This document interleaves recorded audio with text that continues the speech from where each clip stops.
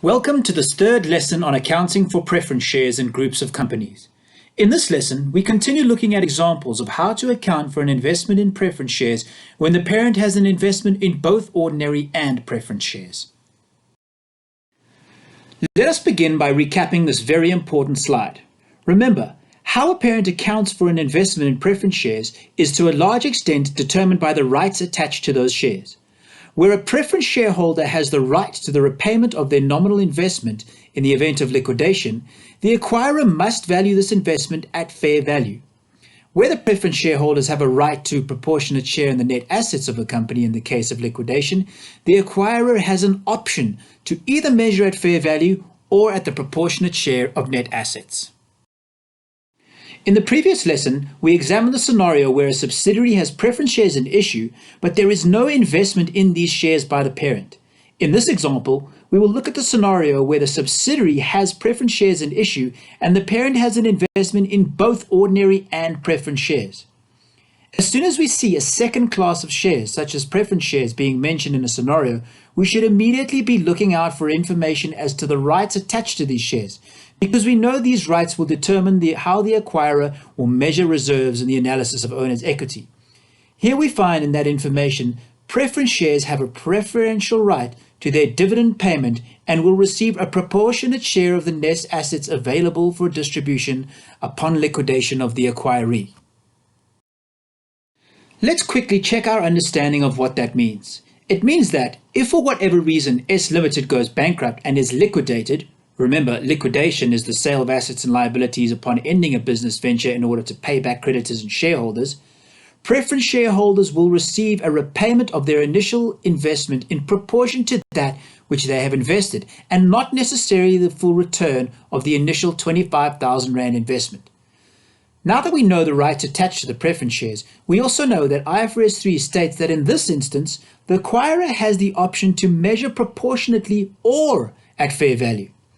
The given information goes on to tell us that P Limited elected to measure the non-controlling interest at the proportionate share of net identifiable assets at acquisition date, and so our analysis of owner's equity will look like this.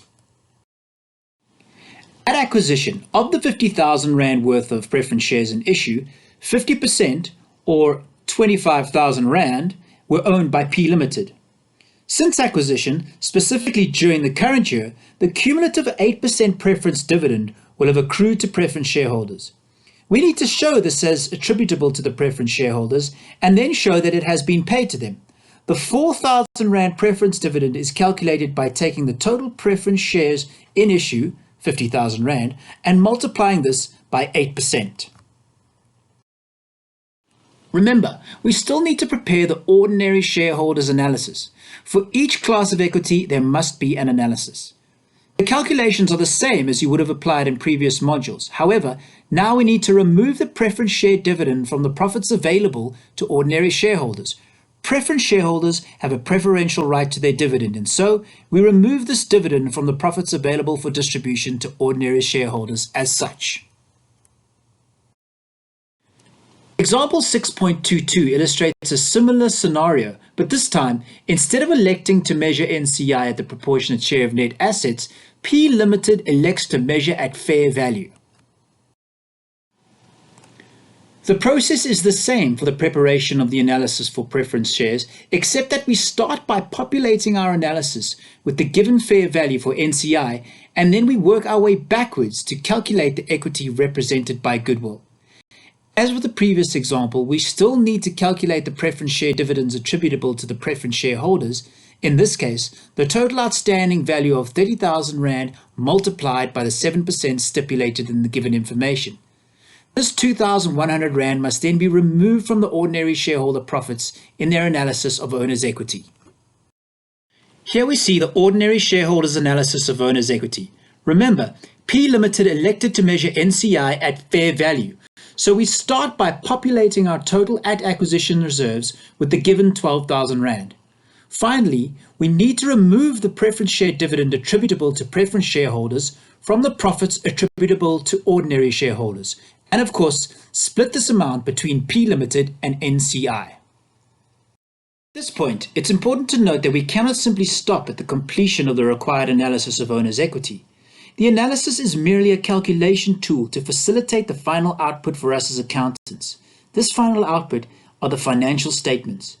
You must be sure that you are able to take the calculations you have performed in the analyses and use them to prepare the consolidated statement of changes in equity, consolidated statement of financial position, and consolidated statement of profit and loss for the group. This is where the bulk of the mark allocation will be found in a test, not in the analyses.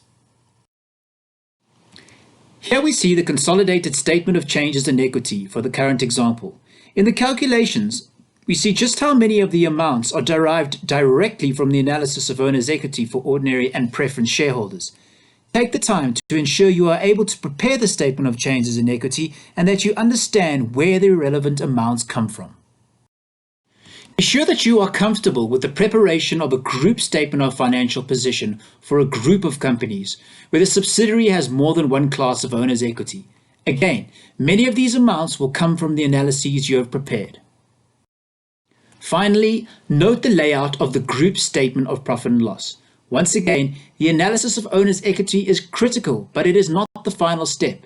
You must be able to use your calculations to prepare the relevant elements of a set of financial statements. End of lesson.